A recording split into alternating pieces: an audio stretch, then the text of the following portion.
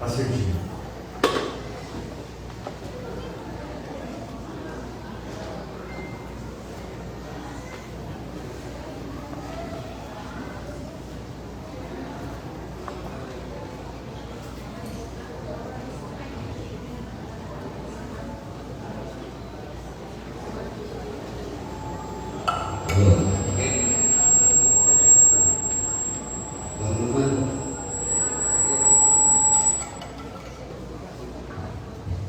Tawag ko lang po si Tuan, kamani sa tawagan. Si Kim o si Kim o ang ibang mga anak na ibang ipa-dedicate mo na eksyon. Asa lang po. Okay, nga yun po. Okay, siguro.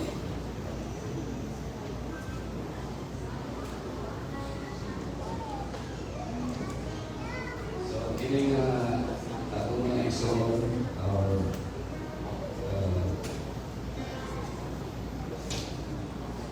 pero ating speakers, we are here for this child education service. So far, only one couple, si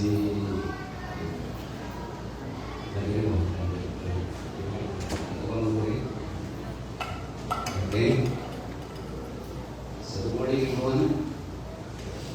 So it is a joy to gather today for a very special occasion dedicating to these three children, Alexander Brego, Sebastian Kate, and Kendrick Benflor. So many si Kendrick.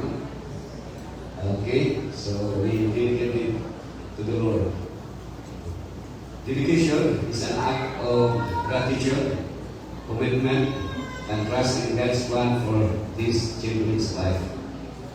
In this act, we are following the example of Hannah, who dedicated her son Samuel to God, and of Mary and Joseph, who presented Jesus as at the temple.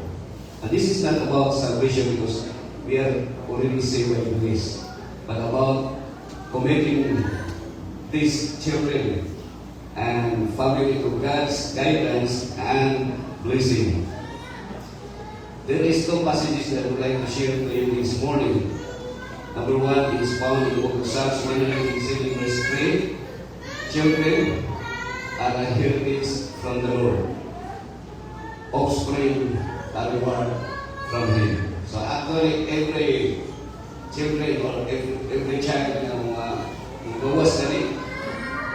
That is not by accident. That is God's purpose and God's will nga namin mahimugso ng bata.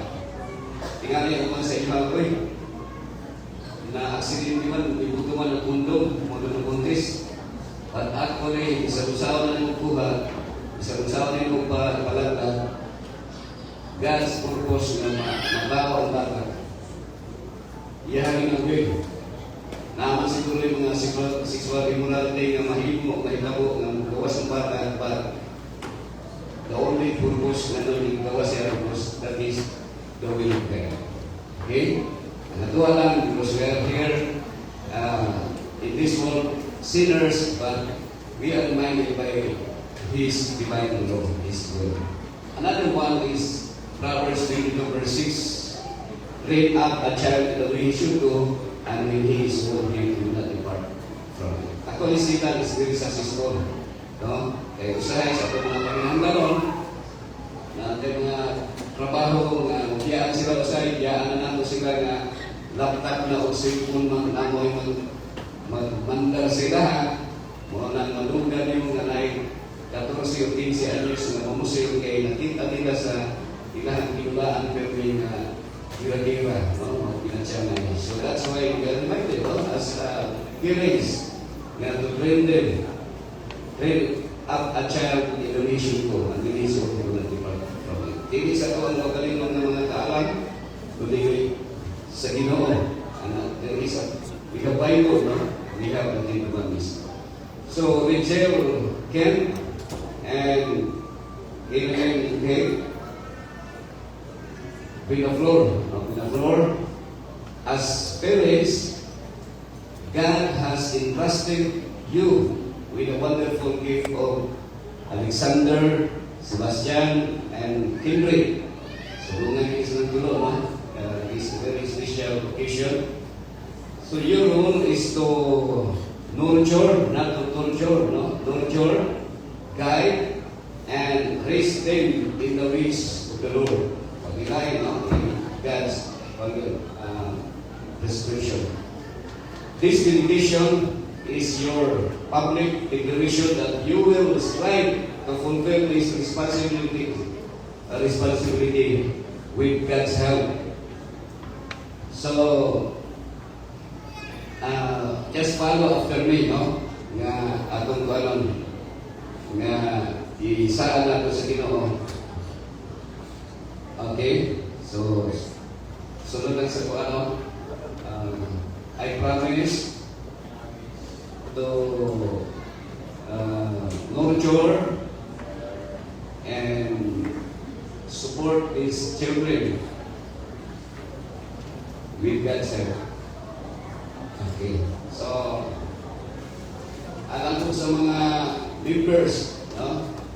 There is a Apero Fellowship Center, not financial na, but through prayer, kung na may mga pinangganon doon na kita magahimo sa pag-suporta sa kita through prayer and even moral support and even financial aid, it is in time of emergency.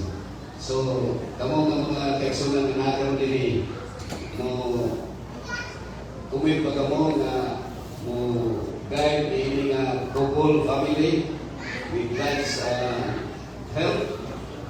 Yes or no? Yes. Okay, so ako gitawagan ang mga ordained elders o ordained ministers nga mo anhidirin alang sa kapinasahay na prayer. Okay, matambutan mga ordained elders o mga ministers na rin Pastor Rivera. Sige. Matambutan. Ato himuon ang paghampo, unahon ni Pastor Rivera, niya atong kapuson, munulot na.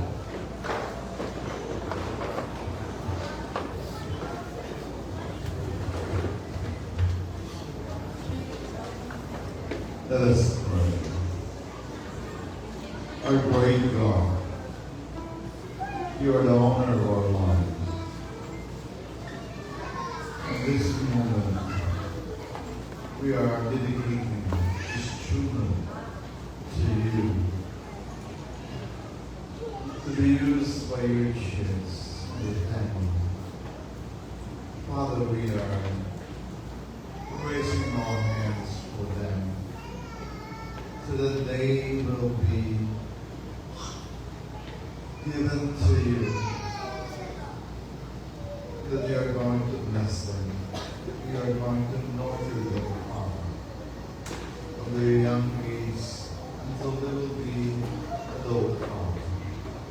Thank you very much that there's the parents whom you are going to use to provide all their needs. Thank you, the Lord, that there are also the brethren who will be sustaining them, supporting them with your Lord.